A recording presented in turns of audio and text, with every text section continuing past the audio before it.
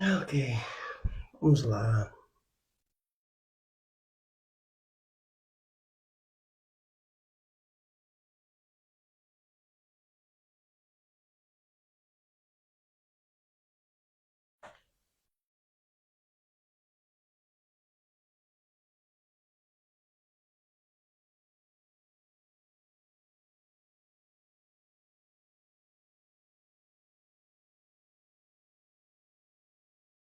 Vamos aguardar um pouquinho para entrar pessoas.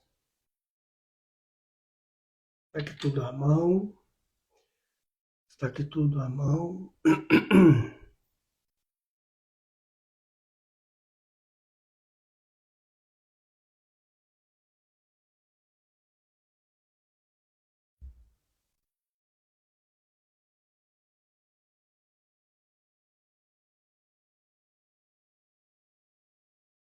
Bom dia, boa tarde, boa noite, seja bem-vindo. Tudo bem? Como é que está aí? Não sei se eu boto uma música. Acho que eu vou colocar aqui uma musiquita.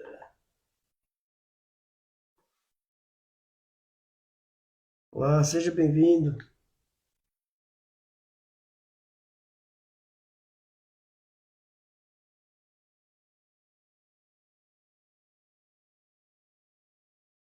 Vamos aguardar um pouquinho até entrar mais pessoas.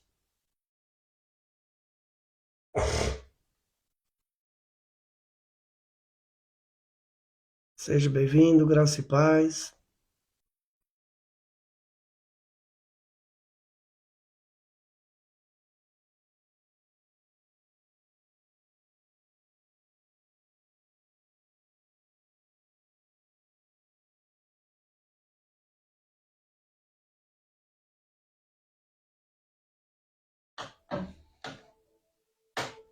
Muito bom, sejam bem-vindos.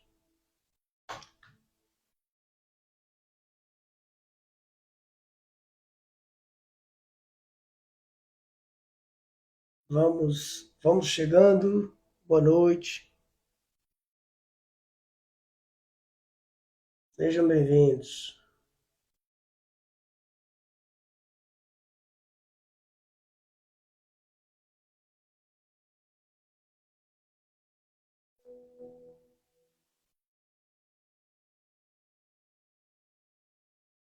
Graça e paz, tudo bem?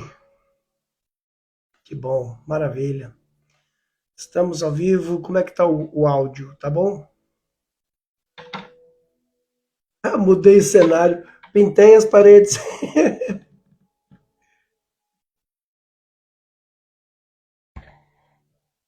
Pintei as paredes. Olha,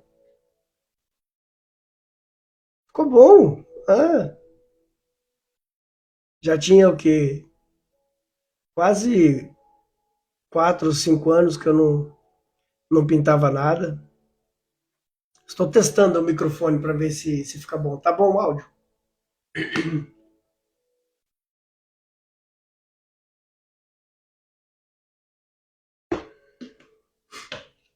Boa.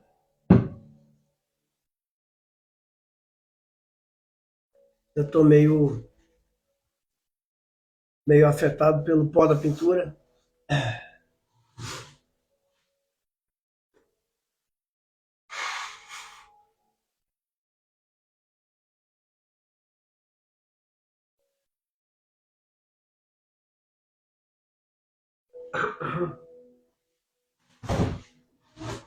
E cadê o povo? O povo não chega.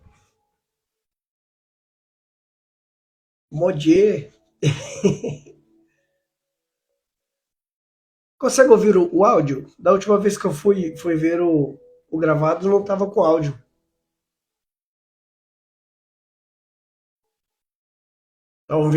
Tá conseguindo ouvir o áudio?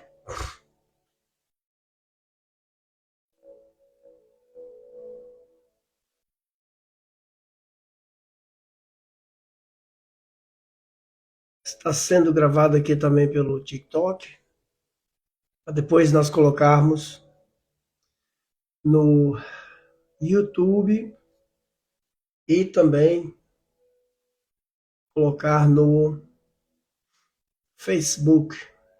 Vai convidando aí, vai compartilhando, me ajuda a compartilhar, o pessoal chegar.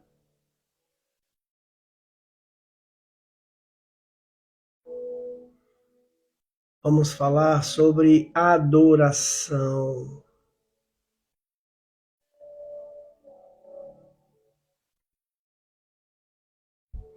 Graça e paz, irmão Jobson. Tudo bom? Seja bem-vindo.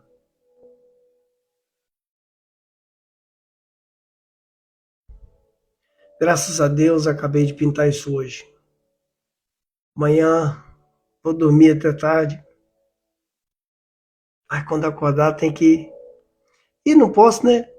Não posso dormir até tarde, que tem a leitura bíblica às 9h30 da manhã. 5h30 da manhã do Brasil. Vamos lá, vamos compartilhar. Amém, tudo certo. Compartilha aí para mais pessoas.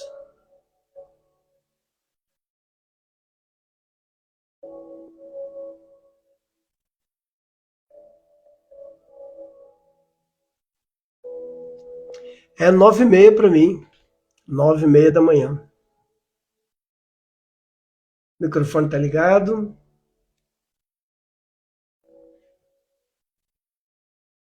Você que tem a apostila, pegue então a sua apostila na página 19, lição número 10. Irmã Malca, Erev Tov. Ah não, aqui já é Laila Tov, já tá para lá do Erev. Laila Tov. Baruch Haba, Manishba. Kol Beseder. Laila Tov. É. Mashlomech. Beseder. Amém.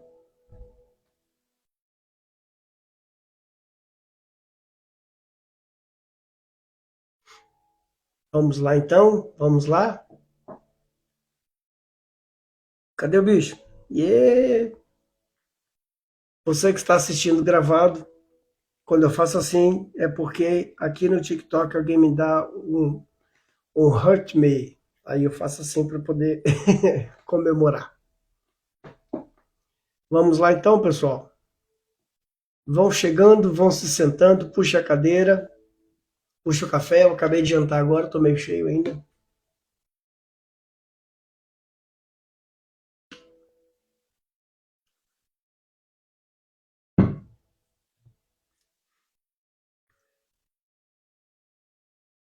A essência da adoração. O nosso assunto hoje vai ser adoração. Vamos falar de adoração. Quando a gente fala de adoração, o que vem na sua cabeça? Nós já falamos sobre isso no assunto passado, né? Falamos a respeito de adoração.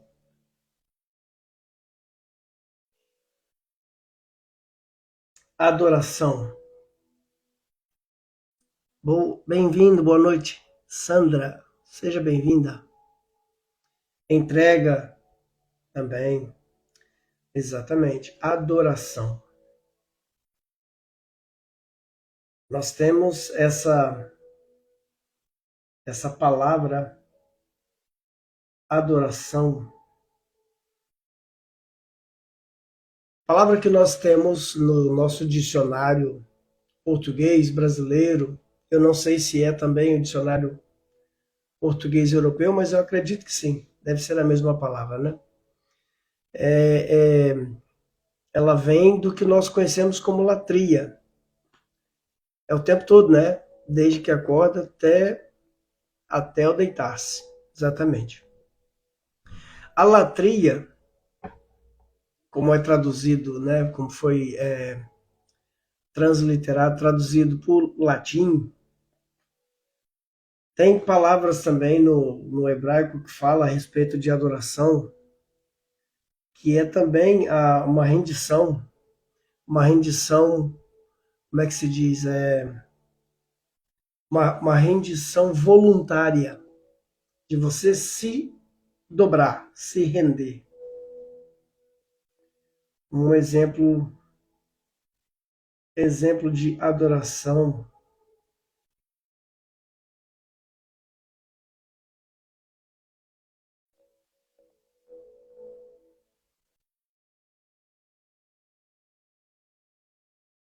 Quando a gente fala a respeito.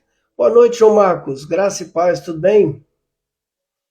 O verbo halel, ele é mais para louvar, né? O verbo halel, ele está mais ligado com a nossa, o nosso elogio, né? Louvar, halel, halelu, é o que nós falamos sobre louvar, verdadeiramente. Nós temos muitos textos que falam a respeito de adoração. Vou abrir um texto aqui que não está relacionado com o nosso estudo, só para a gente poder captar a ideia do que é adoração. Quer ver? Aqui está mostrando Bereshit, Gênesis 12, do 7 ao 9. Gênesis 12? Ou entendi errado?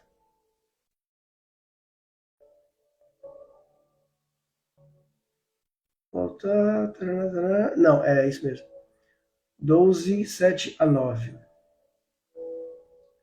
Gênesis 12, que é o chamado de Abrão.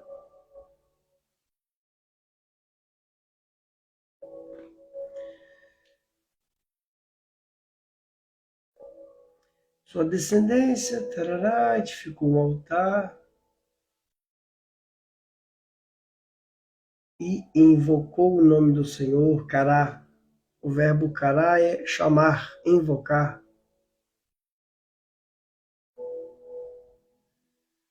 Ai, ai. Nós sempre falamos a respeito de adoração de uma forma mística, de uma forma musical. Porque parece, isso foi colocado na nossa cabeça, por causa dos louvores. Mas os louvores, as músicas, né, toda a musicalidade do culto, ele só entrou, ele só chegou realmente ao nosso conhecimento foi depois, quando Davi ele vai instituir o templo, e ele vai colocar levitas, né? E esses levitas, então, eles vão cantar, eles vão fazer músicas de rendição, eles vão falar sobre uma adoração musical. Mas quando nós falamos de adoração, né, eu estou tentando abrir aqui o texto, mas não estou. Eu acho que eu abri errado. Vamos abrir aqui. É o 3 e 4.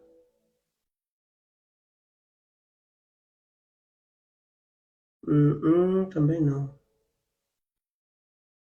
13, 4. Edificado e adorou a Deus, invocando o nome do Senhor. Invocou o nome do Senhor. Construiu um altar. Eu queria pegar aqui a palavra, mas não estou conseguindo achar uma palavra. 13 e 4. Invocou o Cará. Shem. Toda vez que a gente fala sobre a adoração que nós temos, nós pensamos na música, de um certo ponto. Mas a palavra adoração, ela vem falar muito antes de uma forma de você se render a Deus, se dobrar a Deus, de um jeito muito, como é que se diz? De um jeito muito entregue. A música Não entendi. Da adoração. Sim, sim. Sim, com certeza. Porque quando a gente fala a respeito da adoração, o que dá a entender, que as pessoas tendem a entender, é que, de verdade, a, a adoração ela vem desse ato de você tirar um momento. Mas não é disso que se fala. A adoração, ela começa no momento em que você se entrega.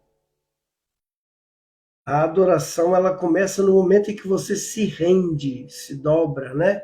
A palavra mais interessante seria se dobrar, se render. Você colocar o seu, é,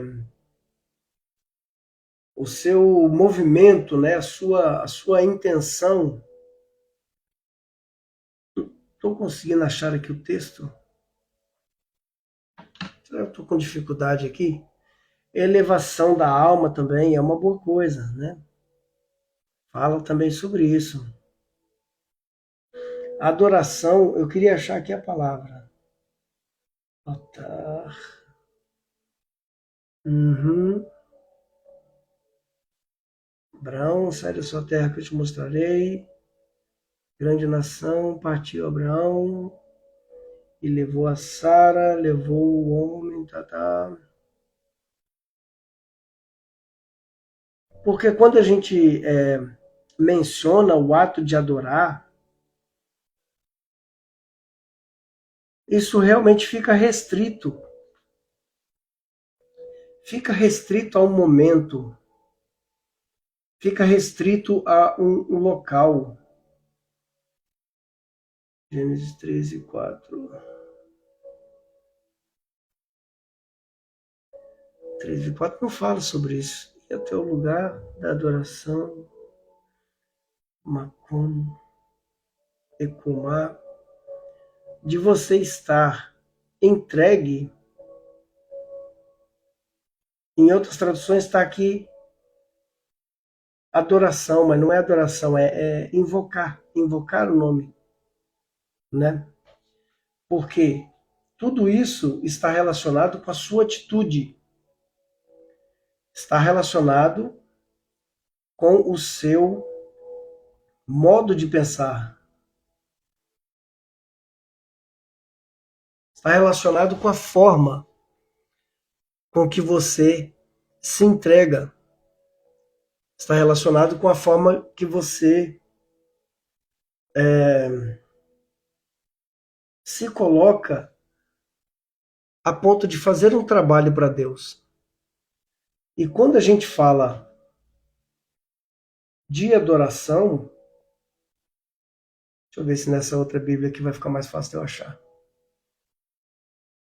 Gênesis 13, 4.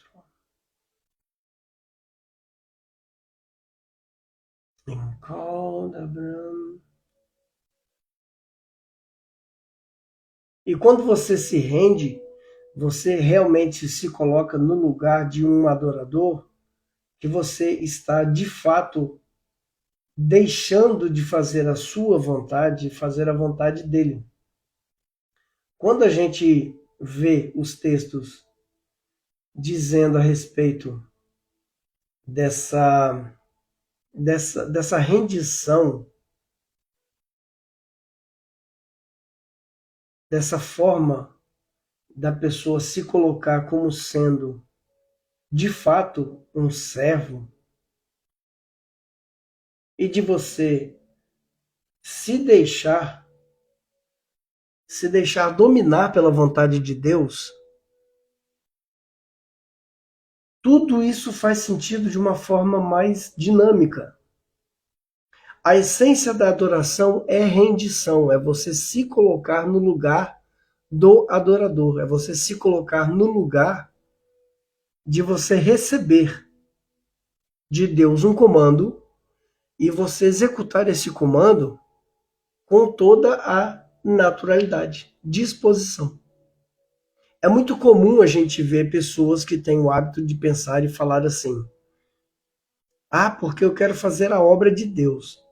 E na cabeça dela, fazer a obra de Deus consiste naquelas, talvez, 2 horinhas que ela está dentro do local aonde ela chama a igreja, dentro do local aonde ela compartilha da sua fé com outras pessoas, e ela acha que aquilo é adoração. E o homem diz: ah, estamos aqui todos reunidos na presença do Senhor. Ué, mas o Senhor, ele preenche os céus e a terra. O Senhor, ele preenche todos os lugares. Não existe um lugar onde ele não está. Não existe um lugar onde ele não entra, onde ele não preencha. Tem uma das orações eu não sei se está no Sidur, nós é que estamos nele, não é? Não é ele que está em nós. A gente entende isso dessa forma, de que Deus está em nós, porque pelo seu Espírito, pela sua inspiração, nós estamos recebendo a influência dele e ele fala ao nosso ouvido, ele sopra aos nossos ouvidos, de verdade. Mas você percebe que essa rendição é algo muito mais forte do que simples momentos que nós estamos presentes, ou num lugar, ou num determinado sentimento, num determinado posicionamento. E a pessoa pensa: não, porque realmente agora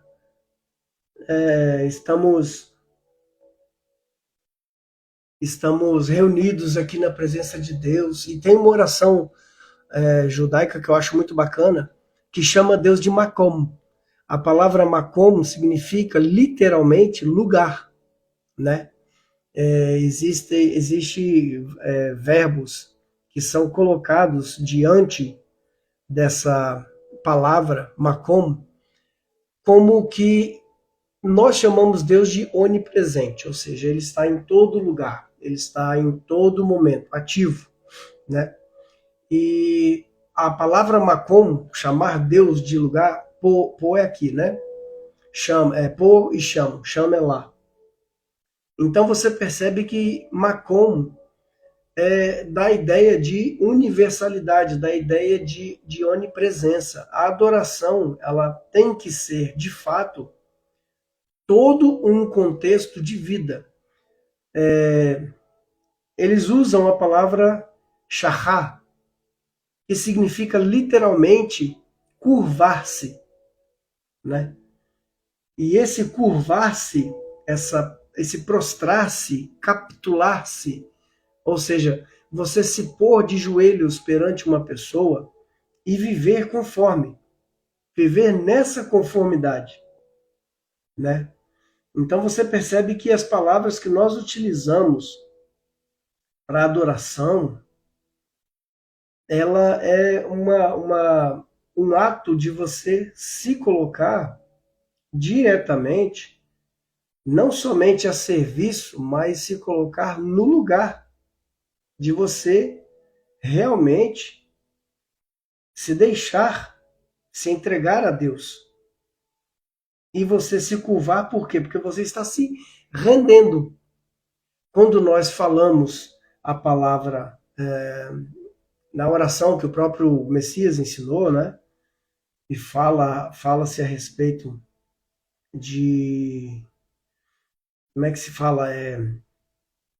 Fala-se a respeito de: venha a sua vontade, seja feita a sua vontade, faça-se a sua vontade aqui na terra como no céu, venha o seu reino. Isso tudo é interessante porque parece que realmente nós estamos nos colocando diante de Deus. Graça e paz, meu querido primo, pastor Samuel, tudo bem? Seja bem-vindo.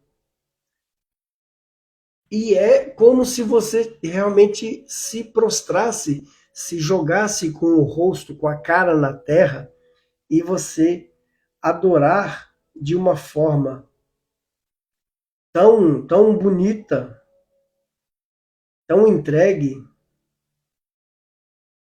Rapaz, a minha mente tá esquisita. Hoje eu leio um negócio aqui, quando eu vou abrir outra tela para poder abrir, eu já esqueci.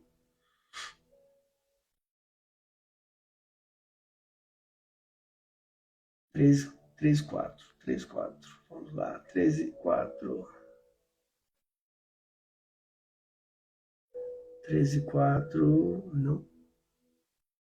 Capítulo 13, 4. Vamos ver o que fala aqui.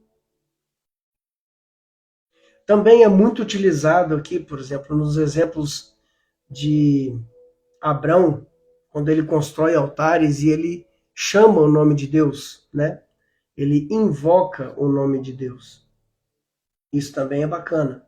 Você se colocar, né, como o crente gosta de dizer, se colocar na brecha, isso é muito legal. Mas uma pergunta que eu tenho para você: quando a luz apaga, quando você fecha a porta, quando a igreja fecha, qual que é a sua adoração? De que forma nós estamos adorando a Deus?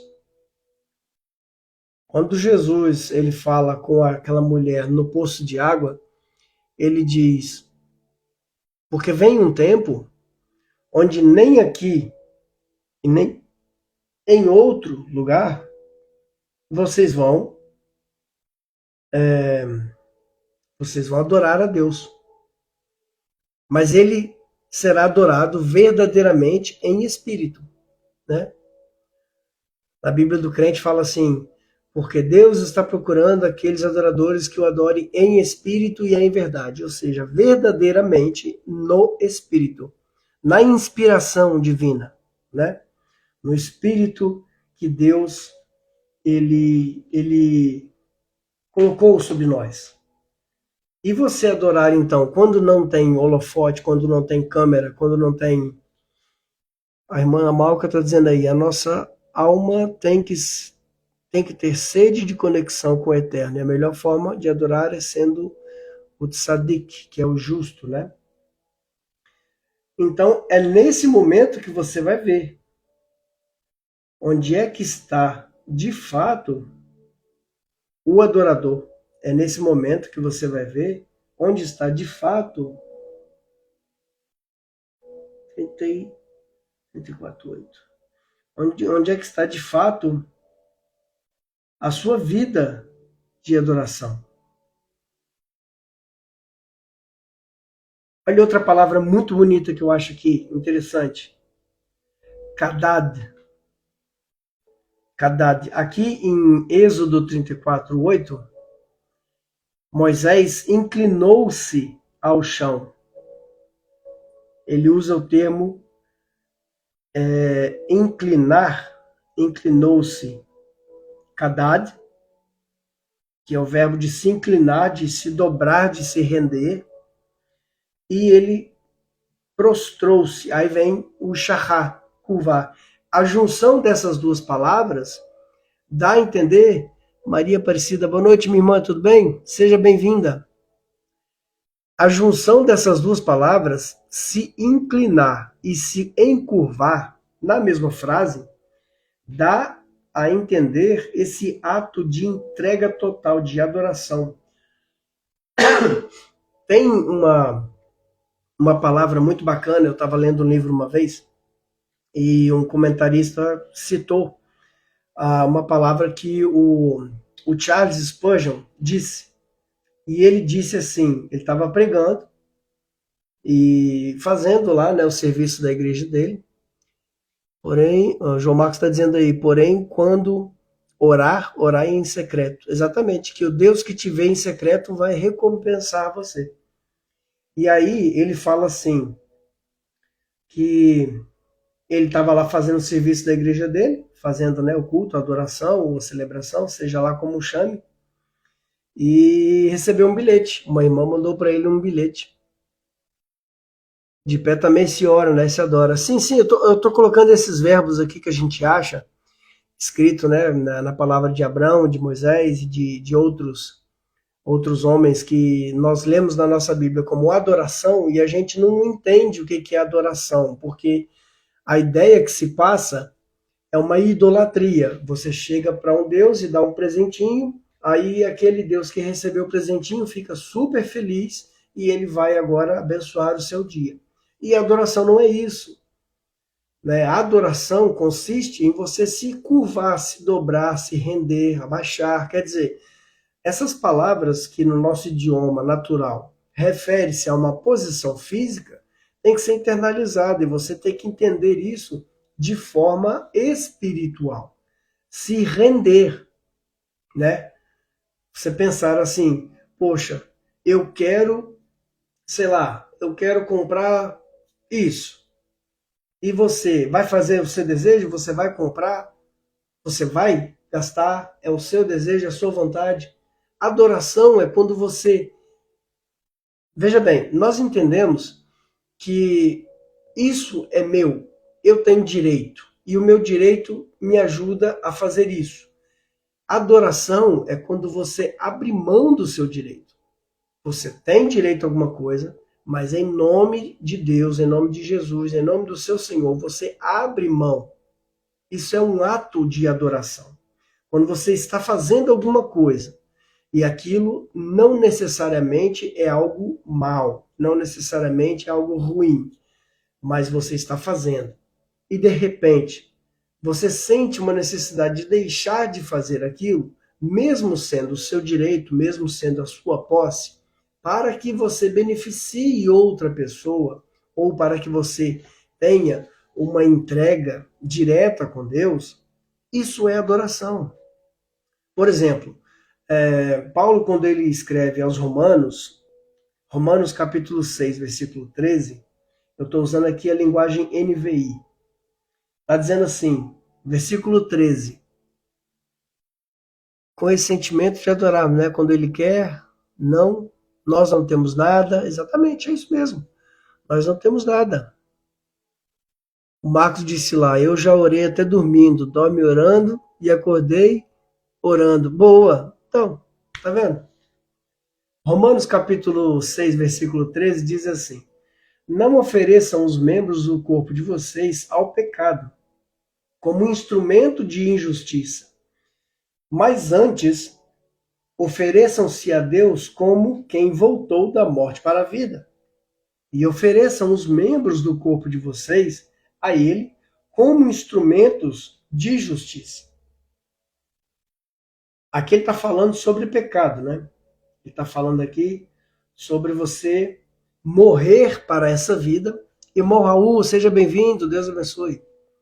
Você morrer para essa vida, ou seja, você abdicar, você abrir mão do seu direito, você abrir mão da sua vida física e de você agora assumir para você um comportamento que vai contra as práticas que você tinha antes de você se entregar para o Messias, para Deus. Por quê? Os nossos membros, aqui ele está falando não somente da parte não somente da parte física, membros, também a parte intelectual, né? A gente negando o pecado também é forma de adoração, claro, exatamente, como a gente viu aqui no texto de Romanos. Boa noite, meu irmão, graças a Deus, seja bem-vindo.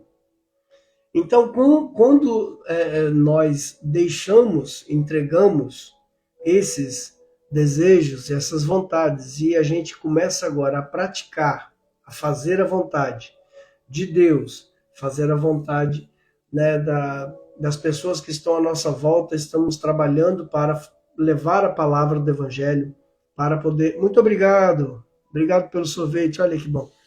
Aê, obrigado, irmão, obrigado. Então nós temos essa capacidade de abrir mão dos nossos desejos pessoais para que a gente possa de verdade, olha, já batemos a meta, obrigado, muito obrigado. Nós temos de fato essa entrega total de você se render. Poxa, quem é que não gosta? né? Imagine você, naquela época das igrejas helenistas, onde os apóstolos eles iam pregando o evangelho, ali onde era, né, a antiga Ásia Menor, hoje nós conhecemos como Turquia, a parte asiática da Turquia, falando a respeito da graça de Deus, da salvação para os que não eram pertencentes, né, ao judaísmo, não eram judeus de nascimento, as igrejas helenistas mesmo. E nós sabemos que a vida desses homens e mulheres naquela época era uma vida completamente desregrada, principalmente dos homens, né? Nós sabemos que o uso da mulher para eles era algo meramente para procriação. Os homens eles tinham outros sabores, eles tinham outros desejos peculiares, eles iam para outros destinos, né? Vamos falar assim de uma forma mais poética.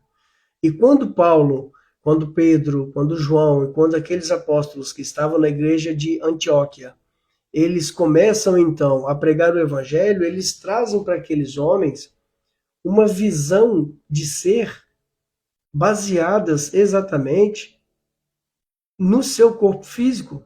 Ou seja, não é simplesmente você ir para sua casa, você ir para o seu trabalho, fazer o encontro, né, de trabalho. Muitas pessoas, os negociadores, aqueles que compravam e vendiam, faziam negócios dentro do templo, né, para as bênçãos do seu Deus.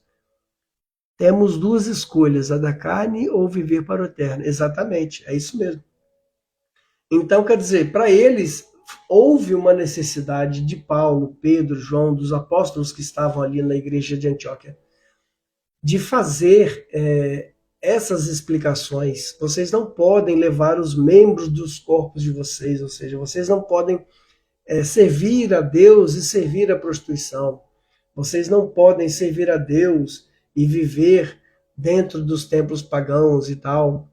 1 hora de cordeiro, 23 horas pintando 7. É exatamente, né? Você acaba sendo aquele cordeiro, mas por dentro é um lobo, né? O lobo que está vestidinho com a lã do cordeiro.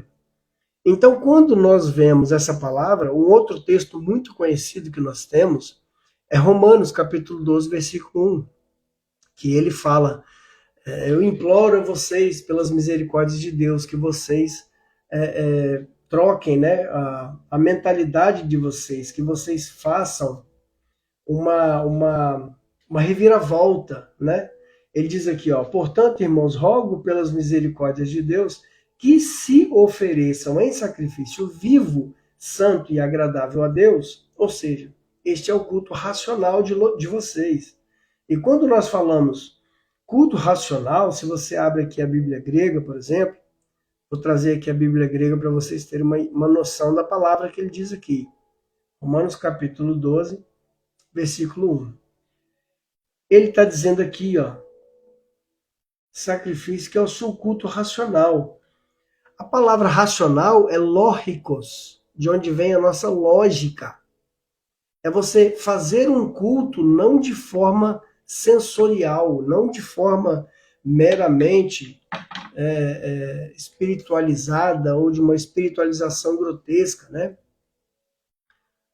Tzadiks,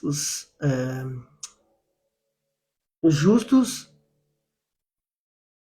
que quando se espiritualizam tanto que se esquecem do material, mas tem que haver equilíbrio. Sim, tem que haver equilíbrio. Isso é uma coisa muito fantástica, né?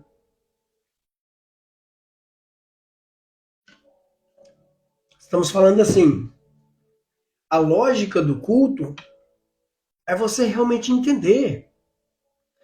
Quando ele fala que rogo pelas misericórdias de Deus, que vocês se apresentem, né, os seus corpos como sacrifício vivo a Deus, a palavra sacrifício aqui é túcia, né? É o que nós entendemos como sacrifício, uma vítima. E ele faz menção do sacrifício vivo, por quê?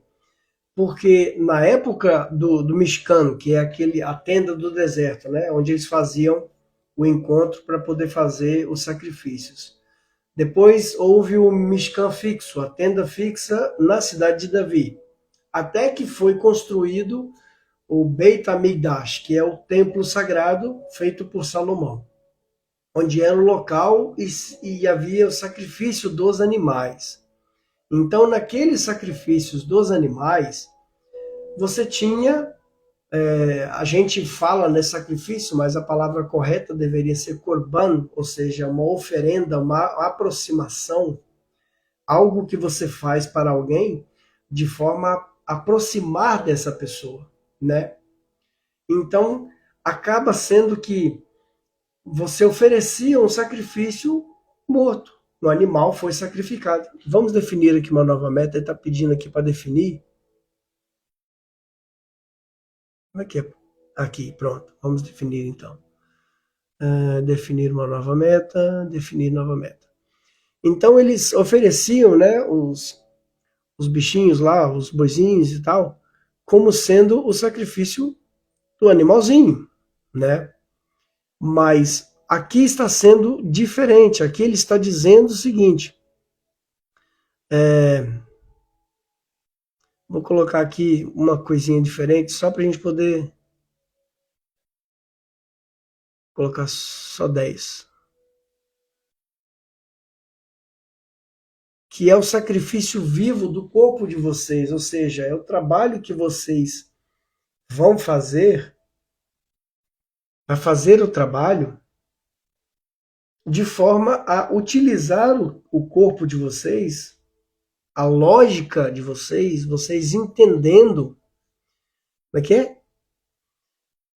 Na igreja que eu vou, alguns acham que glorificar a Deus é gritar aleluia, quase que deixando a gente surdo. Eu já fui assim também.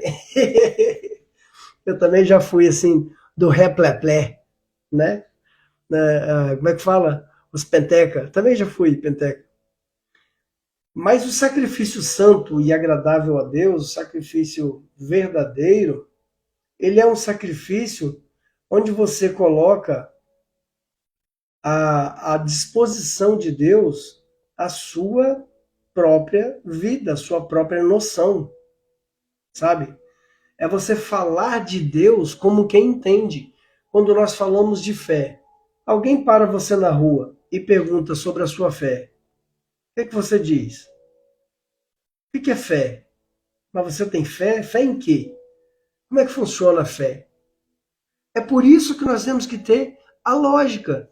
Às vezes leva susto. Você não está naquela igreja do Tchê Kalaikova, não? Irmã Juscelia, é Juscelia? Jusceli, seja bem-vinda. Graça e paz. Na igreja daquele cara que grita, Tchê Kalaikova.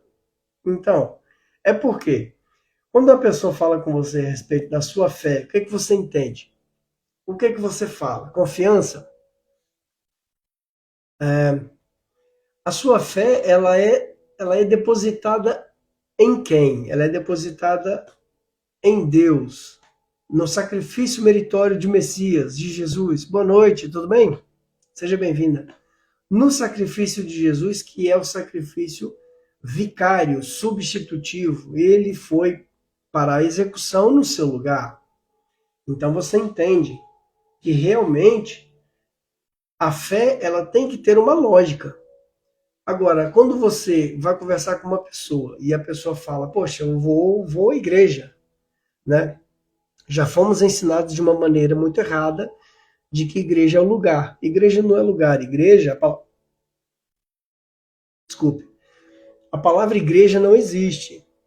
Tá? A igreja é uma aportuguesação de um termo que significa reunião. É uma reunião. A palavra eclésia ou eclesia, ela começou a ser utilizada num tom de reunião de pessoas. Seja desportiva, seja política, seja social, seja familiar. Toda vez que se reunia alguém, aquela reunião era uma eclesia. E surgiu então essa ideia de que igreja, né, ela é o lugar, mas não, é a reunião de pessoas. Nós somos o templo do Espírito de Deus. Mas quando nós nos reunimos, várias pessoas, falando a respeito da lógica do nosso culto, do entendimento que nós sabemos o que é fé, o que é culto, o que é sacrifício, então você entende que realmente estamos reunidos ali em igreja. reunião de pessoas, no local que pode ser chamado do que você quiser. Agora, quando a gente se reúne num lugar e que a pessoa começa a pedir troca, pedir barganha, faça isso, entre no propósito e não sei o quê, e você tem que dar para Deus dar de volta, e você faz isso, e você faz aquilo, e Deus te responde. Isso não tem lógica. Então, se não tem lógica, se não tem um culto lógicos, se não tem um culto racional, não é adoração. Se não é adoração, você está se reunindo com uma pessoa sem propósito nenhum. Heresia, né, que fala. Irmão, e aquela passagem quer dizer o quê? Onde estiver dois ou três reunidos. Ele está falando de comunhão. Ele está falando realmente de amor, de pessoa.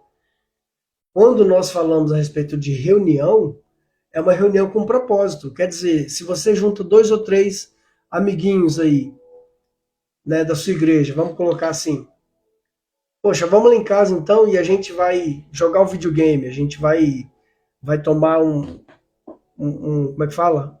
Uma tubaína, um Sprite. E até que fazem quase bruxarias, né, com sal grosso, cruzes, etc. Parece até um troço esquisito. Na igreja que frequento toda semana tem campanha. Estou perdendo a vontade de ir. Campanha para quê, gente? Jesus já te deu tudo que você precisa. Você quer campanha para quê? Esse povo é terrível. Eu sou igual menino, pergunto tudo. Não, mas tem que perguntar mesmo, é isso aí. É assim que a gente aprende.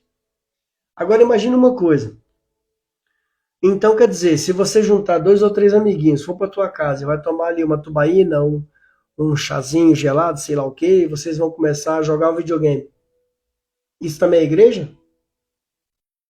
Desde que você tenha a lógica do culto, desde que você se reúna com o propósito de adorar a Deus, desde que você se reúna com o propósito de glorificar ao Senhor, isso é adoração. Quer ver uma adoração que quase ninguém faz? Pega a tua família, vai para um shopping e vai, sei lá, na praia, vai caminhar na beira do bosque, vai observar a maravilha que Deus fez, que você possa olhar e falar, poxa, glória a Deus que Deus fez uma coisa tão bonita, e você está ali desfrutando daquilo com a sua família, sua esposa, seus filhos. Isso é um culto a Deus, é uma adoração, porque você está reunido com pessoas que você ama e você está glorificando o nome de Deus, baseado nos feitos que Deus fez, nos prodígios que Deus fez. Entendeu? Isso é um culto com lógica. Quando nós falamos a respeito de entrega, nós não temos essa mentalidade de entregar a Deus por medo. O irmão Raul disse lá, ó, a reunião é prestar conta a Deus, não aos pastores. Isso aí depende do ponto de vista, né? Qual que é a reunião que você está falando. Observar a natureza, exatamente. Se chama, é um tipo de contemplação, é uma adoração contemplativa. O apóstolo Paulo e também muitos dos salmos dizem que o homem ele é indesculpável com Deus porque até mesmo a própria natureza ela declara o poder criativo de Deus. Olha um texto bacana aqui para a gente ver. Ó, primeira carta de João. A reunião da igreja? Tá bem. Quando você lê primeira carta de João, capítulo 4, versículo 9, está escrito assim: Foi assim que Deus manifestou o seu amor entre nós, enviou o seu Filho unigênito ao mundo para que pudesse viver por meio dele. Então, essa é a lógica do nosso culto. É você entender que você é uma criatura de Deus, Deus fez você, Deus criou tudo do nada. Primeiro, Deus fez todo um mundo, um universo, e presenteou o homem com esse mundo, esse universo, e fez com que o homem tivesse o domínio sobre tudo isso. Criou para o homem, eu digo homem no sentido masculino e feminino, o ser humano, né? A criação. Deu para o homem a liberdade de procriação, deu para o homem a liberdade de viver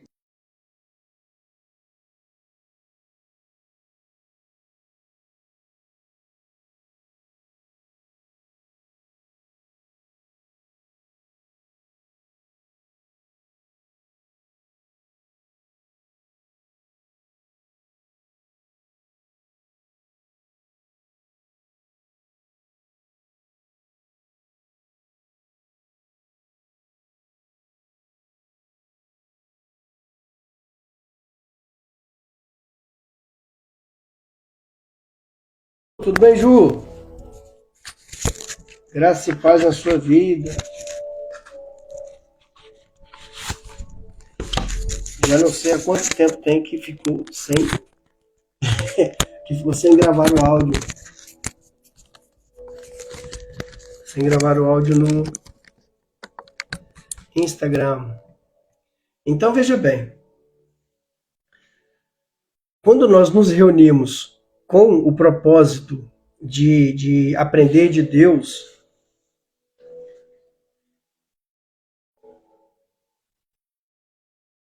e você realmente entende esse fato de que Deus, ele nos criou tudo do nada, nos presenteou com a sua presença, a sua glória, fez amizade com a gente. Depois nós pecamos, ele vai de volta e busca. Isso é uma lógica de culto. É você saber que esse culto a Deus, ele tem um motivo, tem uma razão, né? Então, quer dizer, a pessoa diz assim, eu vou na igreja para poder Deus me dar alguma coisa. Eu vou na igreja para poder Deus me dar, sei lá, um trabalho, uma esposa. Eu estou estudando agora um texto que eu vou fazer a pregação de domingo, e eu pretendo falar sobre a parábola dos dois filhos, né? Ela ficou mundialmente conhecida como a parábola do filho pródigo, mas o nome do texto que Jesus dá é a parábola dos dois filhos. Um homem tinha dois filhos. E eu comecei a ler um livro chamado O Deus Pródigo, que é um livro do já falecido, né, o pastor Timothy Keller. Muito bacana o livro, muito bom. Depois eu fiquei interessado em ver outra opinião, e agora eu estou terminando de ler o livro A Parábola do Filho Pródigo, do John MacArthur. São dois pontos de vista que são opostos, né? Mas falam do mesmo texto. E eu digo uma coisa a você, é algo impressionante quando você vê a parábola falando do filho que saiu, do filho que ficou, e do pai que se sacrifica para poder os dois terem algo que eles não fizeram. É algo muito marcante. É algo essencialmente tocante mesmo, sabe? E essa é a adoração, essa é a razão do nosso culto, sabe? Deus, ele não quer você só 2 horas por dia. Nós dizemos, poxa, eu vou fazer qualquer coisa aqui e depois eu entro na presença de Deus, vou entrar na presença de Deus. Nós estamos na presença de Deus a todo momento, acordado, dormindo, trabalhando, fazendo qualquer coisa. Sentir a presença de Deus é algo que depende da sua ligação com o Criador. Aí sim é diferente. Você fazer parte da presença de Deus. Israel saiu, foi para as nações, era propósito para chegar às nações. Entendi. E quando você percebe que nós tínhamos tudo com Deus e nós pecamos, nós decidimos viver de forma afastada do Criador, de uma forma a que excluímos da nossa vida, da nossa presença, realmente essa presença de Deus é algo muito ruim, é algo muito triste. Porque qual que é a lógica do culto? Qual que é a essência da adoração? É exatamente você entender que ele merece toda a honra e toda a glória. Você pode observar para o seu próprio corpo. O coração, ele é um órgão basicamente automático que independe da sua vontade para poder ele estar trabalhando. Você respira sem você perceber que você está respirando. Isso é graça de Deus. Para aquelas pessoas que não acreditam, vai dizer que é uma eletricidade, é uma descarga, ou é, sei lá, algum tipo de coisa normal, natural. Mas nós que somos filhos do rei, nós sabemos que isso vem de Deus. É a vontade de Deus em nós. E no momento em que ele desligar, no momento em que ele acabar com. Você vai embora, filho, não adianta. Pode ter máquinas e pode ter médicos e pode ter tudo. Se for para você morrer, você vai morrer. Até dormir, né? Até dormir. Quem é que tem uma oração muito bonita chamada Modéani Lefanecha, que é uma oração judaica que agradece a entrega da alma de volta, porque na crença judaica, quando uma pessoa dorme, ela se desliga do corpo, né? São 60 alvos da morte. Eles acreditam assim, que é uma sensação de 60 avos da morte. Então, toda vez que um judeu vai dormir, ele faz a oração de entrega, né, entrega da alma, e toda vez que ele acorda, ele faz a oração do Modéani Lefanecha, que é a oração agradecendo que Deus ele trouxe de volta a alma neste corpo. E ele fala assim, como é que é? Alguma coisa emunaterra, que ele fala, que é grande a sua fé em mim. A oração Modéani Lefanecha acaba assim. Deixa eu ver se eu tenho ela aqui. Por quê? Isso faz você entender que ter a certeza que vai acordar amanhã não é nada. Lefanecha.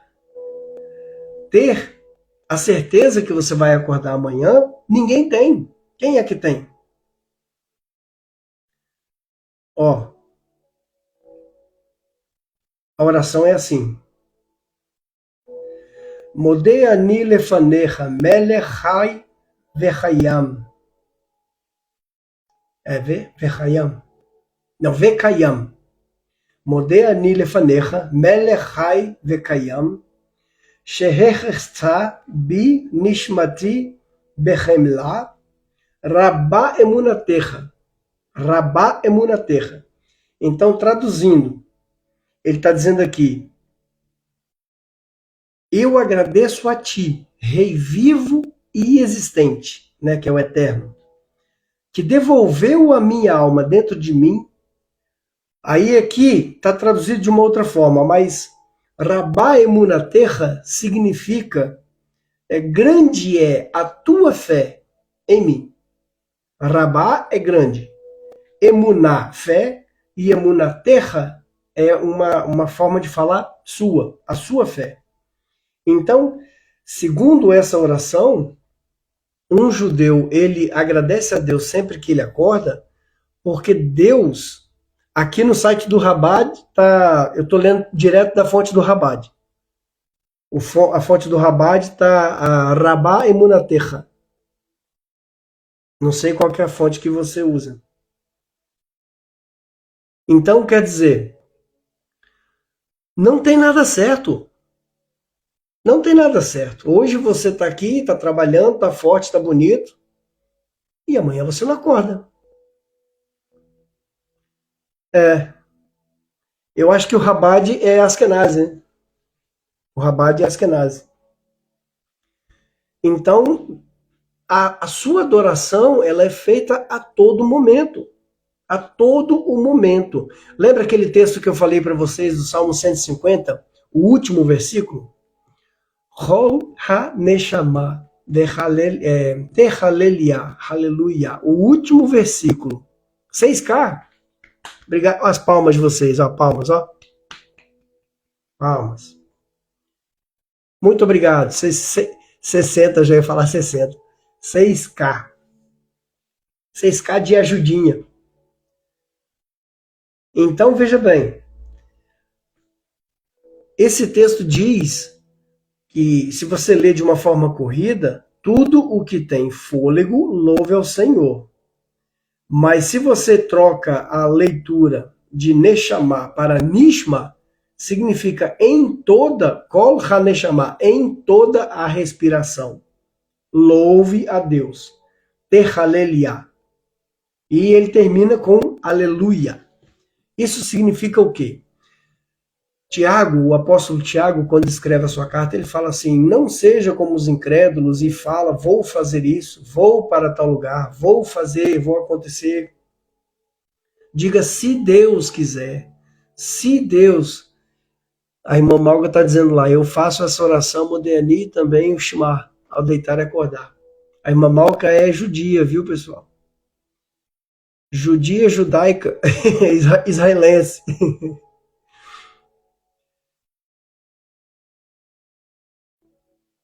Ah, pois é. Então, o que acontece?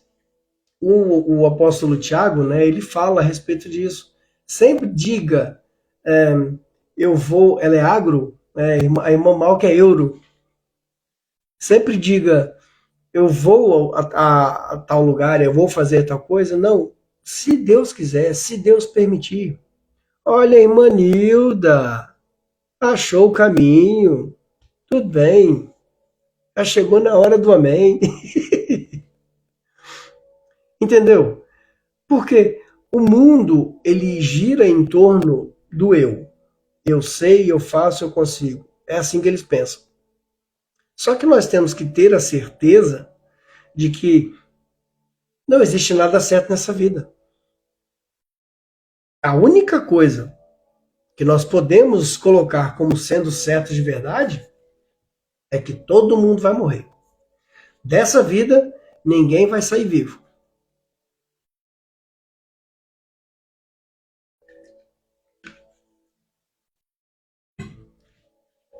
Ela não é judia. Ela não é judia de nós, não. Não. Tá tudo bem? Chegou lá do médico, como é que foi? Eu vi o vídeo lá da clínica. Bacana. Então, olha só. O que que vem a ser essa adoração? Você percebe nessa parábola, né?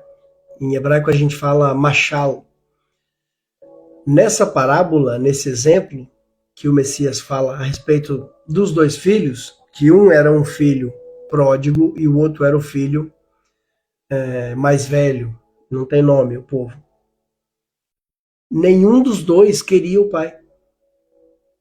O filho novo pega 1/3 do seu direito de herança e ele vende e ele vai viver a vida do jeito que ele quer, do jeito que ele gosta.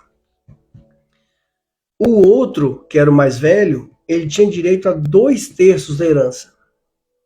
E, obrigado. O outro irmão tinha direito a 2/3, porque ele era primogênito.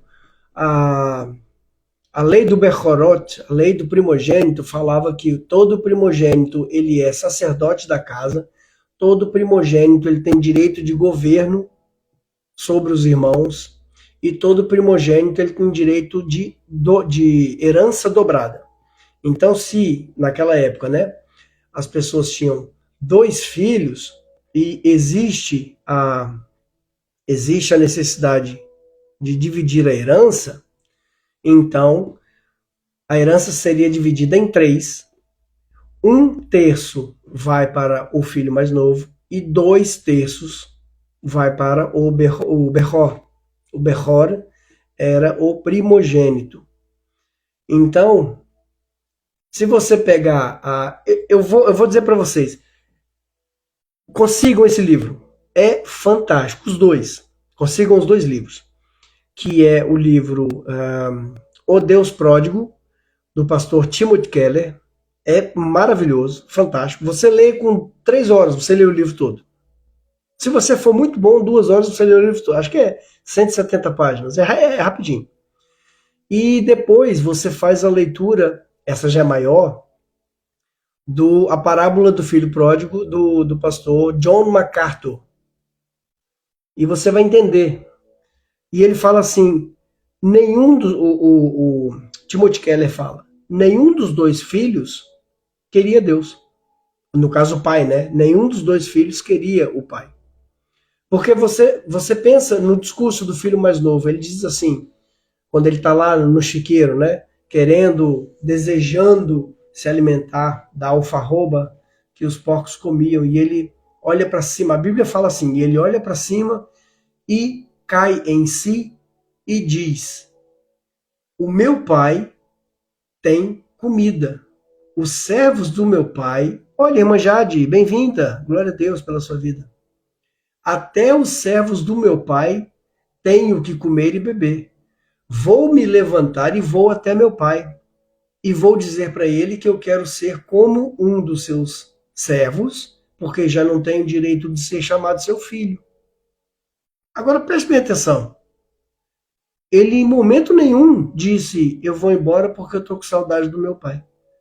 Eu vou embora porque eu quero ficar com meu pai. Boa noite, graças e paz.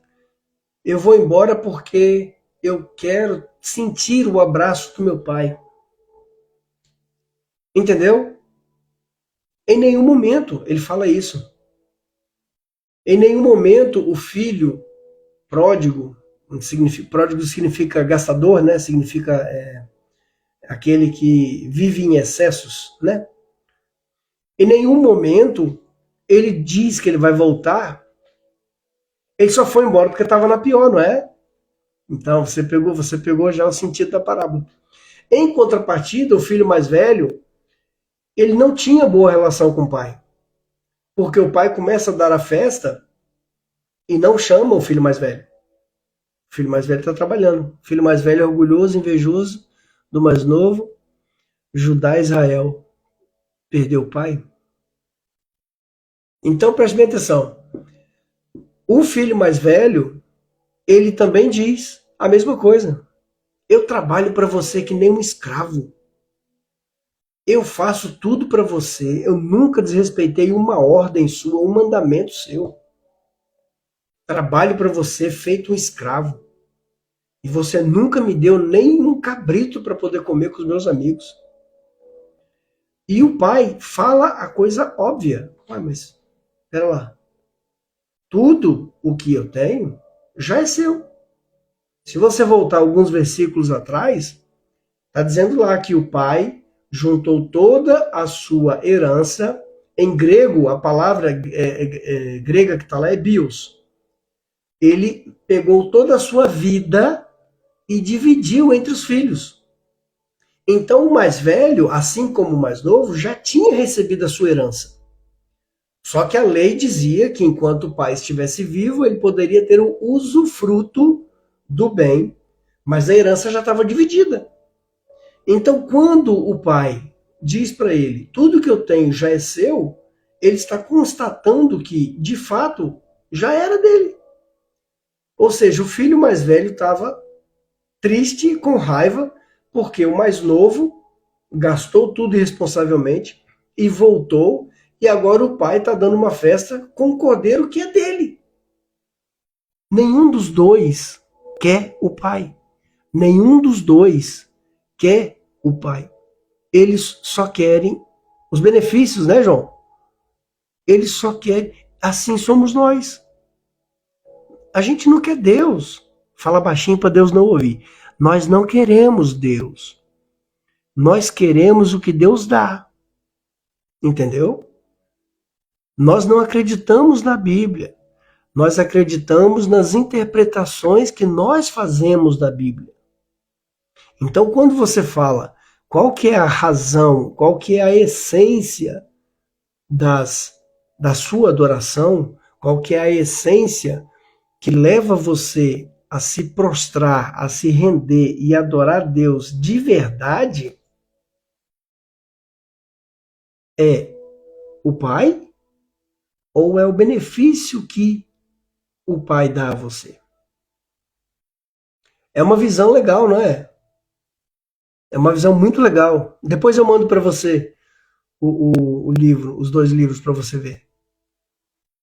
É incrível demais. Preste bem atenção. Nós adoramos a Deus por quê? Por quê?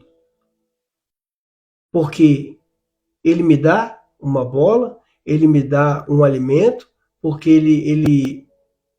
Por que nós adoramos a Deus? Qual que é a lógica da nossa adoração?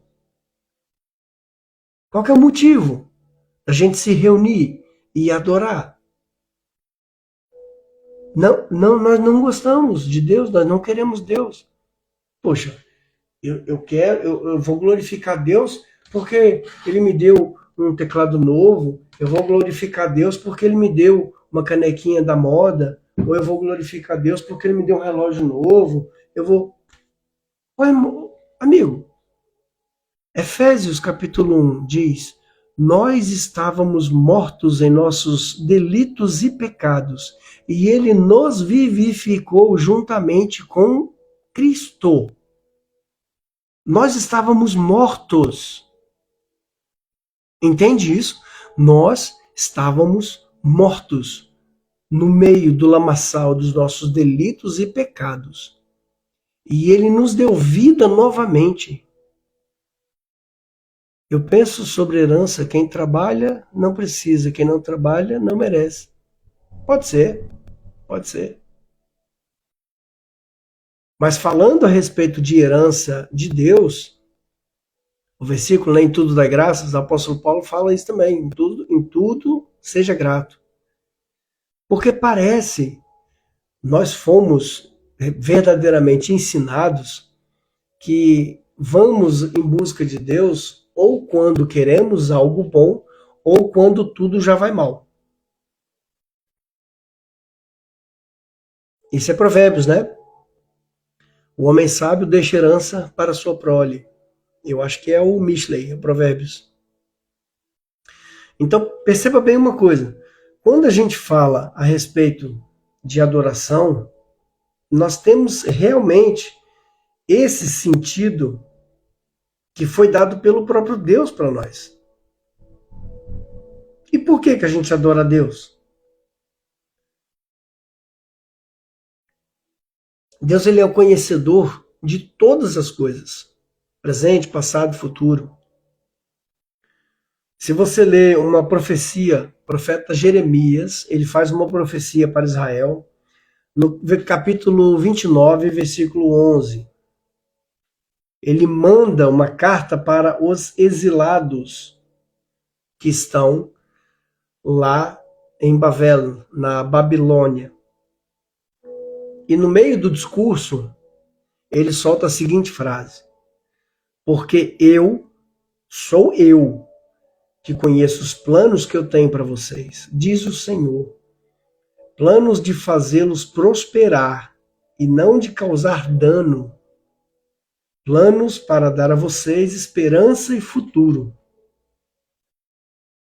Essa profecia, ela é focada para o povo de Israel na época do exílio. É uma carta que o profeta Jeremias ele envia para o povo que morava lá. E essa carta veio parar no livro das profecias de Jeremias. Então, a gente fica com migalhas. A gente troca Deus por migalhas. Quando a gente fala, eu vou adorar a Deus por quê? O que eu posso oferecer a Deus por todos os benefícios que Ele já me tem feito? É exatamente isso. É você adorar a Deus pelo que Ele já fez e não pelo que você vai extorquir dele. As pessoas elas começam a orar a Deus e elas começam a fazer lamúrias e lamentações como se Deus fosse um pai coração mole que fosse chorar a respeito daquilo que o seu filho, o seu servo está ali, tá querendo, está desejando. Oh meu Deus, olha lá o menino, tadinho, ô irmão de hoje, olha lá, está fazendo lá um jejum, coitado. Tem que dar para ele a bênção, senão ele vai morrer de fome. Vai lá, o anjo, dá lá uma bênção pro menino para ver se ele se ele para. Sabe? Pirraça crente, fazendo pirraça gospel, se jogando no chão, que nem criança. Entendeu? Exatamente, é isso mesmo. Porque nós temos essa religiosidade dentro de nós que foi colocada por aqueles pastores que eu quero realmente acreditar, eu quero realmente estar conciso disso, de que eles pregaram isso errado por ignorância, ou na inocência da sua ignorância. É por isso que hoje é muito importante você que tem a possibilidade de estudar, fazer um cursinho, uma teologia, fazer qualquer coisa. Ler, estudar, procurar aprender, ler livros de explicação, porque quem não lê fica cativo da experiência de quem lê. Eu acho isso muito importante, uma pessoa que tenha realmente vontade de aprender. Orar pelo fato de respirar, de estar vivo e obedecer-lhe, independentemente de ter ou não benefício. Exatamente, sabe? Faça, o irmão João, faça, procure um lugar. Eu aconselho a você a fazer uma teologia fora de igreja, sabe? Procure um curso independente que você vai fazer uma teologia. Eu não sei se onde você mora tem, mas geralmente a Faculdade Salesiana tem um curso muito bom de teologia. Porque quando você faz a teologia, vamos falar assim, só para falar, quando você faz a teologia da Assembleia de Deus, vamos supor, você vai ter uma teologia baseada na doutrina e nas crenças da religião Assembleia de Deus. A mesma coisa é a batista, a mesma coisa é a presbiteriana, a mesma coisa é a wesleyana. Então, quando você consegue fazer um curso teológico que não é influenciado por uma placa de igreja, você tem mais particularidades para você, sabe, mais liberdade de pensamento, mais liberdade de questionamento. Então, veja bem, quando nós falamos a respeito de capacidade de você descobrir, de você usufruir, de você viver todos os prazeres que Deus te dá, exatamente, há muitos dogmas humanos, coisas que não estão nas Bíblias, estão nas igrejas. É verdade mesmo. Tem que fugir disso. Por quê? Eu sempre fui dessa vertente, né? E eu já frequentei igreja que você não tinha liberdade de perguntar. O cara estava lá explicando, estava ensinando alguma coisa. Quando você perguntava demais, em vez de o homem ter a liberdade de falar assim, olha, eu não sei a resposta do que você está perguntando, mas eu vou procurar saber. Não, é heresia. Oh, não, tem que ter fé, irmão, tem que ter fé. Isso aqui é uma coisa de fé. Não é assim que funciona. É você saber realmente a resposta, né? Olha o que Paulo diz na primeira carta que ele escreve a Timóteo, no capítulo 6, versículo 17. Você tá rindo aí, né? Mas é verdade. Você tá rindo aí, né? 1 Timóteo 6,17.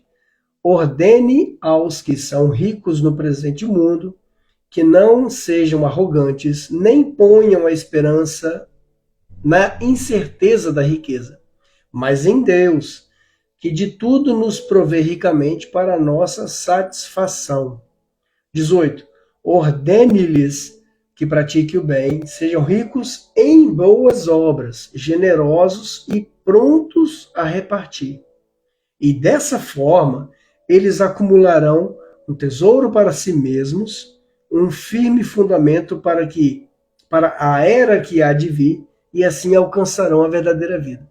Veja bem que ele fala a respeito, você ser expulso, quando não sabe a resposta, você pergunta, pergunta e pergunta, até ser expulso. Então, assim, esse texto fala que Deus ele provê para nós todas as coisas, sabe? Deus ele se usa dos seus servos bons e fiéis, aqueles que têm possibilidade de dividir a sua riqueza com os outros. Não sei se vocês já viram a pregação que a gente fez do livro de Filemão, dirige a nossa vida, não é? Verdade. Mas é bom ter pergunta, tá? Se você ainda não viu, vai lá no link da Casa de Adoração. Aqui no TikTok é só você ir na bio do meu perfil, que já tem o link do YouTube, já vai direto para lá. E você vê a explicação que a gente fez na carta de Paulo a Filemão, que fala a respeito disso. São homens abençoados, homens que Deus deu para eles a liberdade de doar, de abençoar as pessoas de forma natural, material, né? E você percebe que Deus usa isso. Então, a nossa adoração, ela tem a ver não com a questão de você fazer uma idolatria de Deus, sabe? Olha, Tem que ir na igreja, tem que ir lá dar o dízimo, tem que dar oferta, tem que fazer aquela oração de joelho, tem que fazer aquele momento devocional, você tem que fazer a leitura de tantos capítulos por dia, porque senão Deus fica irritado. Vigia, irmão. Você vigia, porque se você não fizer assim, se você não obedecer, você vai, Deus vai te pegar. E aí? Isso é heresia, não é? É só heresia, exatamente. Mateus capítulo 10, versículo 30. Olha que legal. A preocupação pelas coisas que nós temos e aquilo que nós não temos faz com que nós idolatremos Deus. O que o irmão está dizendo aí? Obrigado pelo seu conhecimento, agora eu vou ter que sair. Já vai viajar? Vai viajar, vai. Deus abençoe a todos. Até amanhã, se Deus quiser. Eu também já vou encerrar agora. Já vou encerrar agora. Então veja bem. Aí Jesus fala a respeito disso, a preocupação a respeito dos desejos que nós temos, a preocupação a respeito do trabalho, do comer, do beber, do vestir. Aí ele diz assim: até o cabelo da cabeça de vocês está contado. Até o cabelo. Tem um versículo no Alcorão, que muita gente acha que esse versículo está na Bíblia, mas não está. Está escrito no Alcorão, que fala assim: não cai uma só folha da árvore se Deus não permitir. Esse versículo não está na Bíblia, ele está no Alcorão. Mas é uma verdade, não deixa de ser verdade. Não é só porque está no Alcorão que não vai ser verdade. Tem um correlato com esse texto aqui. Até os fios de cabelo da sua cabeça estão contados. Entendeu? Então, quando nós vivemos dessa forma, na Bíblia é o cabelo, né? Não é árvore. Então, do que nós temos medo? Sabe? Qual que é a maior expressão do amor que você tem? Se alguém parar você na rua e falar assim: diga para mim uma única expressão de amor verdadeiro. Diga para mim uma única expressão de amor sacrificial, sem nenhuma vontade, sem nenhuma barganha, sem nenhum interesse em troca. O que você diria?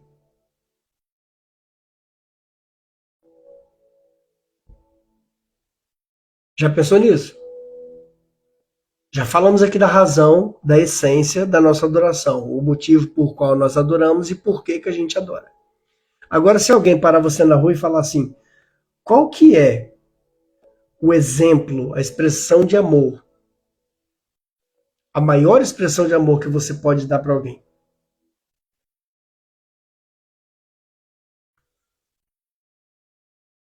Romanos, no capítulo 5, versículo 8. É um dos textos que fala sobre esse tipo de amor. Romanos, capítulo 8, Romanos, capítulo 5, versículo 8. Mas Deus demonstra o seu amor por nós. Cristo morreu em nosso favor quando ainda éramos pecadores. Boa noite, irmã Tereza, tudo bem? Seja bem-vinda. Entendeu? É o maior exemplo de amor sacrificial do mundo. Não existe outro exemplo nessa qualidade. Pelo fato de que ele decidiu morrer por nós quando nós ainda éramos pecadores. Perceba que Deus, ele não aparece numa nuvem e ele fala: vocês têm que melhorar, vocês têm que aprender, vocês têm que crescer e se arrepender para eu poder mandar a salvação. Ele não fez isso. Ele se entregou, ele morreu, ele pagou, ele nos salvou, sendo que nós ainda éramos os ofensores, nós éramos os pecadores. É a maior expressão de amor que você vai poder encontrar na vida. Desde quando Deus criou o homem, desde quando Deus criou todas as coisas, que nós precisamos entender o real motivo da adoração.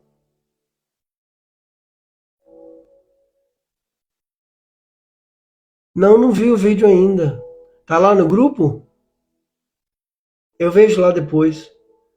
Yosef Baruch? Eu vejo lá. Tá bem, eu vejo lá. Jesus foi o exemplo, irmão Raul. Jesus foi o exemplo do amor sacrificial. Tem um outro texto, eu acho que está em 1 João 3,16, que fala assim: não existe maior amor do que esse, que é o amor de dar a vida pelos seus amigos. Entendeu? Não existe essa possibilidade. Então, quando nós falamos de adoração, nós falamos de adoração de corpo e alma, adoração de verdade, adoração de entrega, é adoração de você entender, sabe? Um exemplo vivo disso, um exemplo que nós temos certeza que aconteceu, é o exemplo de Jó. Deus deu e Deus tomou. Nu eu nasci e nu eu vou morrer. Bendito seja bendito seja Deus. Bendito seja o nome do Senhor. Se você consegue alguma coisa, amém, glória a Deus. Se você não consegue alguma coisa, amém, glória a Deus. A mesma coisa, a adoração é a mesma. Porque Deus ele não deve nada a você, Deus ele não deve nada para mim. Tudo aquilo que ele faz por nós é pela sua inteira misericórdia. Única e exclusivamente pela sua inteira misericórdia. Nós temos o hábito, às vezes, de falar que o melhor de Deus está por vir. Não se preocupa não, irmão. Fica tranquilo que o melhor de Deus ainda está por vir. Amigo, o melhor de Deus já veio. O melhor de Deus já veio, porque eu falo por mim, se eu fosse capaz de fazer uma criação, se eu fosse capaz de manter a criação, e a minha criação se revoltasse contra mim, e buscasse os seus interesses a ponto de se colocar em perigo de morte, amigo, eu ia observar, eu ia deixar. Você quer morrer, filho? Quer saltar? Vai. Sabe por quê? Porque nós observamos do ponto de vista egoísta e humano, sabe? Como é que é? Jó agiu como agiu porque sabia e conhecia o Eterno. Exatamente. Jó jamais abandonou a Deus, é isso. Porque estava com Deus não pelo que ele tinha, mas por Deus estar com ele. Então nós observamos a Deus do nosso ponto de vista egoísta, do nosso ponto de vista humano, fraquejado, e a gente pensa dessa forma. Eu sou sincero em dizer para vocês, eu não salvaria o Gil, porque eu não mereço. Entende? Disso nós sabemos e nós entendemos o que significa graça de Deus. É Deus salvar uma pessoa porque ele realmente quer salvar essa pessoa. Porque em mim não existe nada de bom. Entendeu? Tem um salmo, acho que está escrito em Isaías, ele fala assim, todas as boas ações, tudo de bom que o homem pode fazer, para Deus são trapos de imundície. E isso é uma verdade. Tudo de bom que você consegue fazer não tem um valor significativo, porque nós fazemos as coisas por interesse, única e exclusivamente visando o lucro, querendo o que é de volta. E é um problema muito sério quando a gente faz isso. Porque realmente a gente tenta idolatrar Deus em todo momento. Olha, se você me der aí um carro novo, eu vou subir aquela escadaria de joelho. Se você me der isso, eu vou... Olha a conversa do crente. O crente fala assim, se Deus me dá um carro novo para eu poder fazer a obra. Rapaz, no dia que der, o cara some, não vai fazer a obra. Graça começou no Gan Eden, ninguém existia e Yeshua estava antes de tudo, a saber que teria de vir. Eu concordo. A graça de Deus, ela começa na criação do primeiro homem, da primeira mulher. E você percebe que nós somos tão egoístas a ponto de tentar subornar Deus, sabe? Fazer uma oração forte. Eu vou fazer aqui uma oração forte, eu vou fazer aqui um jejum para poder Deus olhar para mim e eu conseguir fazer aqui isso, fazer aquilo. Você realmente acha mesmo, que existe alguma coisa de bom que você faça que já não surgiu na cabeça de Deus, na cabeça, né? Vamos colocar assim, aspas, exemplos, que não surgiu na presciência de Deus? Será que você ainda não entendeu que tudo aquilo que você faz tem a inspiração divina? Não estou falando de premeditação, não estou falando de predestinação, estou falando de inspiração divina. Tudo que você faz é inspirado por Deus, porque se Deus não inspirar o ser humano, nós só fazemos porcaria. Nós só fazemos maldade. A nossa adoração a Deus, ela é simplesmente egoísta. A nossa adoração a Deus, ela é simplesmente visando uma troca. Entende? Então, nós precisamos ter cuidado com isso e precisamos nos colocar de verdade na forma, na presença, no modelo da adoração.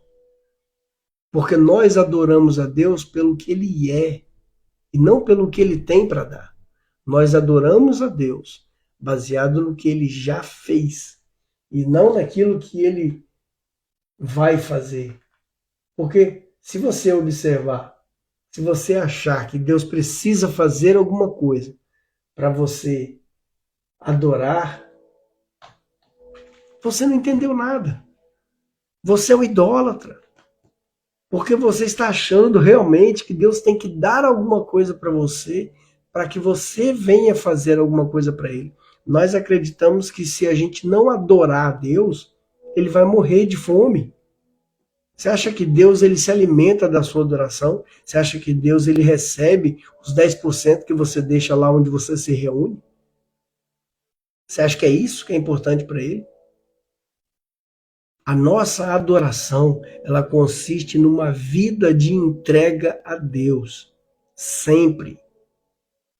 É quando você vê uma situação que tem que ser feita e você fazer. Entendeu? Você passar no lugar e ver uma pessoa com uma dificuldade para poder carregar um saco de alimentos e você perguntar, quer ajuda? Isso é adoração. É você poder ver um trabalho a ser feito e antes que alguém te peça para poder fazer, você se dispor a fazer.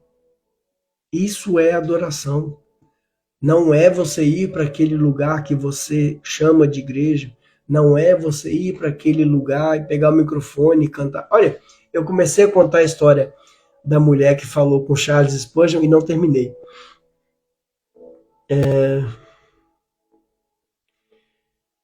Essa que para fazer eles... Não entendi. E usam essas palavras como chamam? Não entendi. O dízimo. Maaser. Dízimo. Sim. Agora entendi. Aí o Charles Spurgeon estava lá pregando e falando e tal. E aí chegou lá um bilhete, uma irmã. Eu quero ter oportunidade para poder louvar a Deus. E ele pega o bilhete, amassa e bota no bolso. Continua falando, continua pregando, continua isso e tal. Vem outro bilhete da mesma senhora. Fazer o bem sem olhar a quem, né? Tá bem. E aí ele pega o bilhete. Eu gostaria da oportunidade para poder louvar a Deus. Tá bem. E isso várias vezes. Acaba a celebração, ele despede as pessoas. E aí quando todo mundo começa a ir embora, aquela senhora vem enfurecida.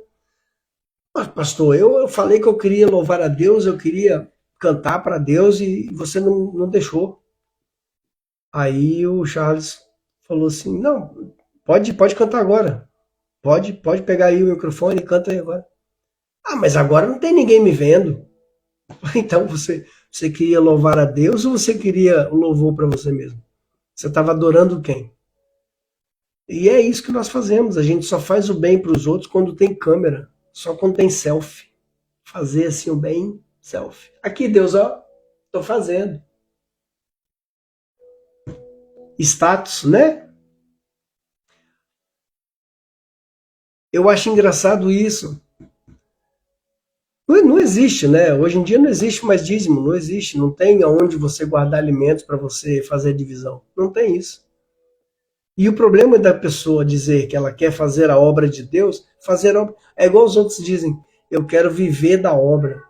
Você não quer viver da obra. Você quer ficar à toa e quer que alguém da igreja pague teu salário. É isso que você quer.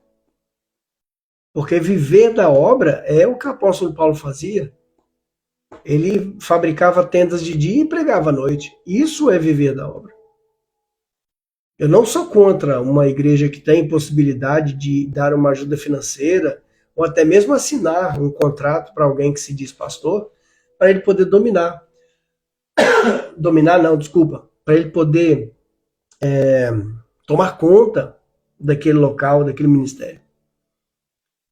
Mas a partir do momento que isso vira uma profissão, a partir do momento que isso vira interesse e que existe uma má disposição para fazer o trabalho porque acha que ganha pouco,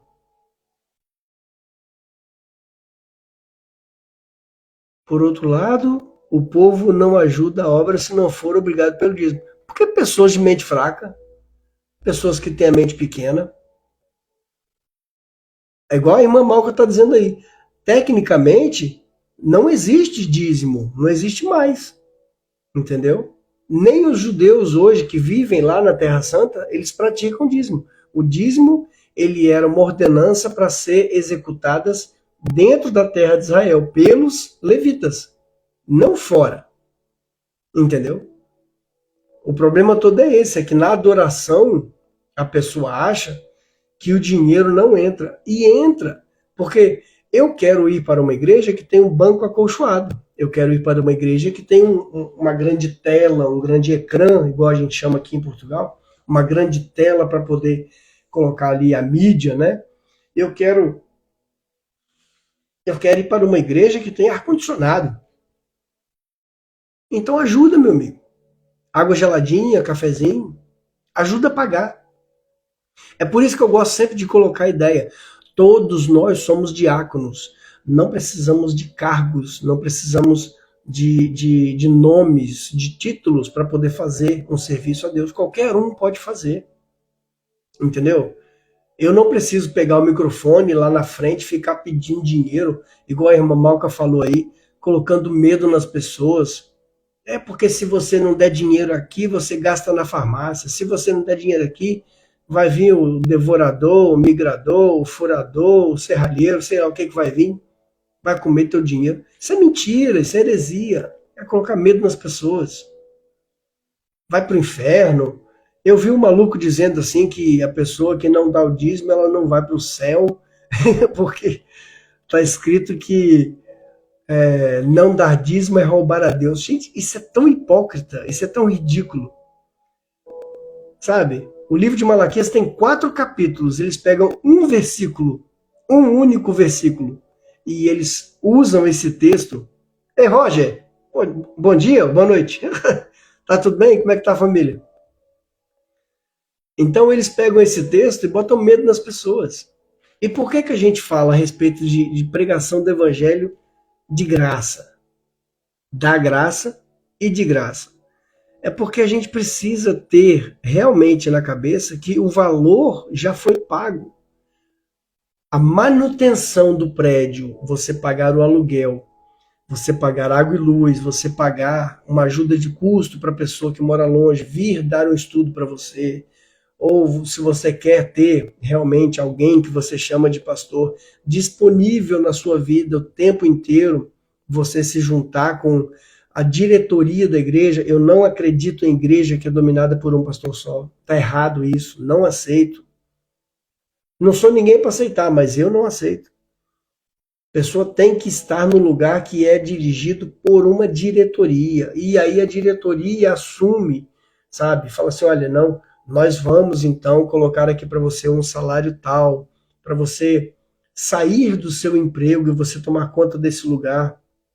É justo, é válido, mas não bote medo nas pessoas. Ensine corretamente. Para de ficar falando mentira, sabe?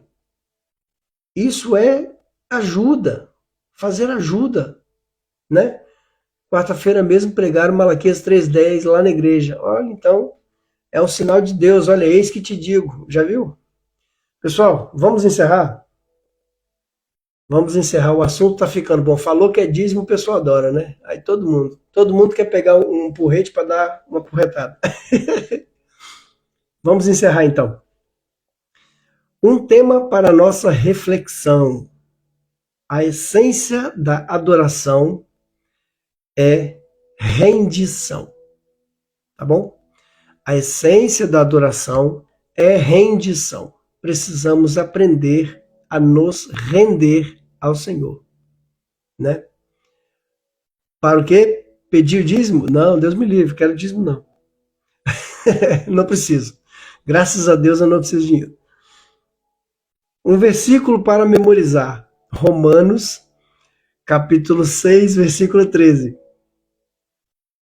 Romanos 6,13. Tá? Não ofereçam os membros do corpo de vocês ao pecado, como instrumentos de injustiça. Antes ofereçam-se a Deus como quem voltou da morte para a vida, e ofereçam os membros do corpo de vocês a Ele como instrumentos de justiça. Ah, você está falando da sua igreja, tá bom? Tá bom.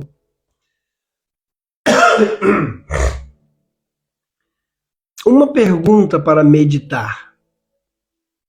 Que área da minha vida estou evitando entregar nas mãos de Deus? Existe uma área da sua vida, existe uma parte, uma participação da sua vida que você não deixa Deus tomar conta? Pense nisso. E semana que vem, se Deus permitir, se for da vontade de Deus, nós vamos falar na parte 2. Esse texto que nós utilizamos hoje é a essência da adoração, parte 1. Você que está estudando junto com a apostila, essência da adoração, parte 1. E semana que vem nós vamos falar da essência da adoração, parte 2. Então, se você já tem a sua apostila PDF, você pode estudar página 22 e terça-feira que vem, se for da presença, da vontade de Deus, da permissão de Deus, nós vamos nos reunir, tá bom? Nós vamos aprender juntos aqui. Tá bom, meus queridos? Deus abençoe vocês. Fiquem com Deus. Tenham uma boa noite, tá bom? A gente se vê amanhã. Nós vamos fazer a leitura da Bíblia, 5:30 da manhã, no canal da irmã Idelma. Tá com nome esquisito, tá com nome difícil de falar agora. Deixa eu ver se eu vejo o nome dela aqui. Acho que ela saiu já. Idelma com H. Acho que tá escrito, como é que é? Id, Creator, Nutri, não sei o quê. Leitura bíblica, 5:30 da manhã, horário do Brasil. 9:30 da manhã, horário de Portugal. Tudo bom, meu querido? Pastor Samuel. Gente boa, meu primo. Amém? Até amanhã, se Deus quiser. Durmam bem. E é isso. Um beijo e um queijo. Tchau, tchau.